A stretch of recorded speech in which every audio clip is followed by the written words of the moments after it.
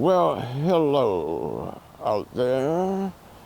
Well, good morning as we greet the rising sun here at beautiful Cornwall Park here in Bellingham. My name is Mark Allen, and as I greet the new day here, I'm going to talk about a new chapter of my life in San Francisco.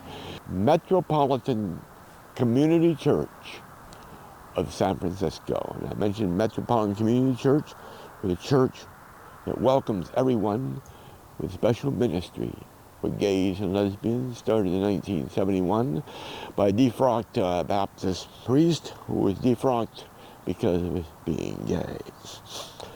The second MCC church in that fellowship was the one in San Francisco. They were at a place called, it was a Presbyterian church in 23rd and Cap Street in the Mission District of San Francisco. This is an extremely crude model of the church I did in Blender because all the damn photographs are copyrighted. And I religiously obey the copyright laws. It's kind of an estimate of what it looked like. We rented the space there. What's interesting though, the Presbyterian congregation that owned the building was very small. They were a victim of the white flight syndrome, where in the 60s and 70s, many families fled the cities and settled in the suburbs. Their congregation is only about 12 people. The MCC's congregation is about 30 to 40, or maybe even 50 people. I was a little afraid of anything new. I had a lot less courage than I do now. I will march into anything that's down, start dancing no matter what it is.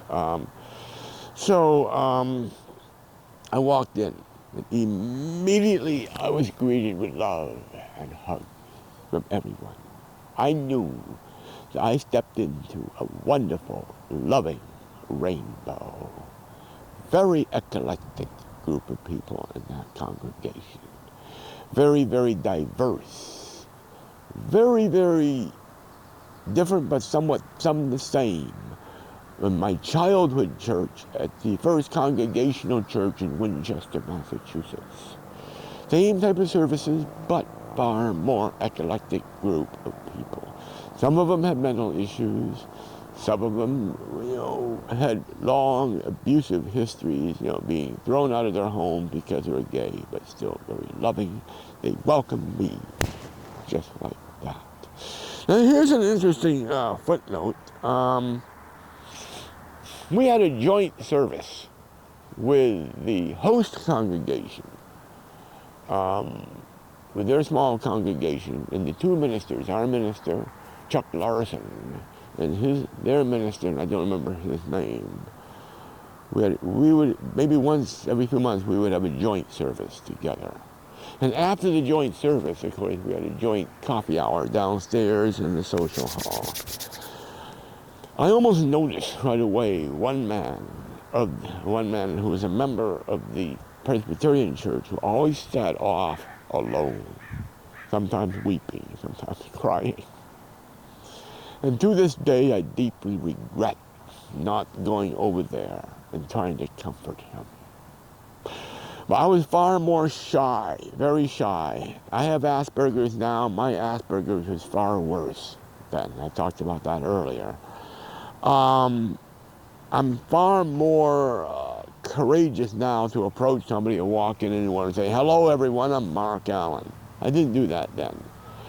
He looked totally alone. He might have had severe Asperger's. He might have had some other issues, mental challenges. I don't want to call them issues, but challenges. And he'd do mild, not shouting outbursts, saying, "Hey, I'm John, where are you?" Or almost every time I saw him crying. I noticed he was comforted by their minister, sometimes gently told, please keep his voice down during the service.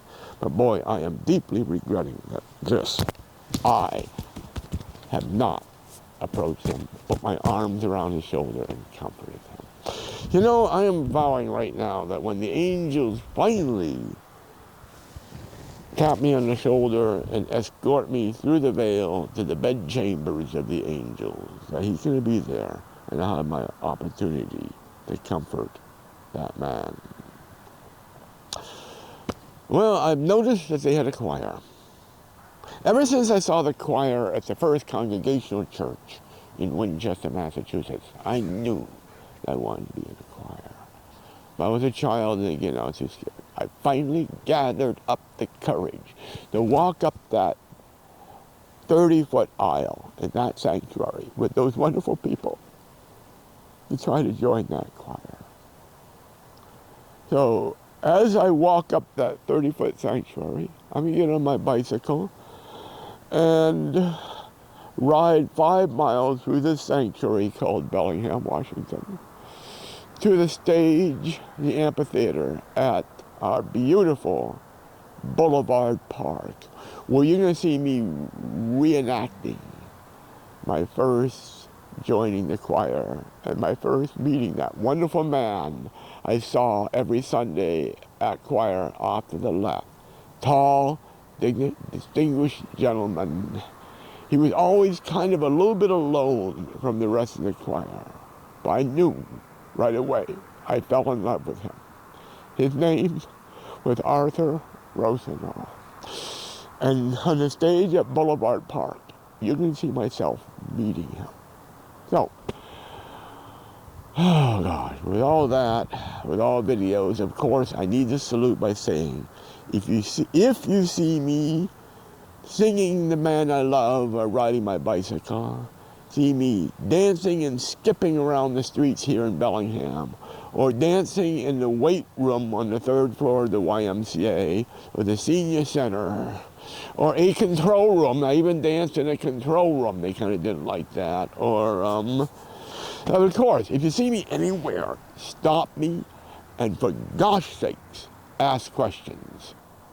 As always, let me gift you my compassionate, full endearing love. I love you all.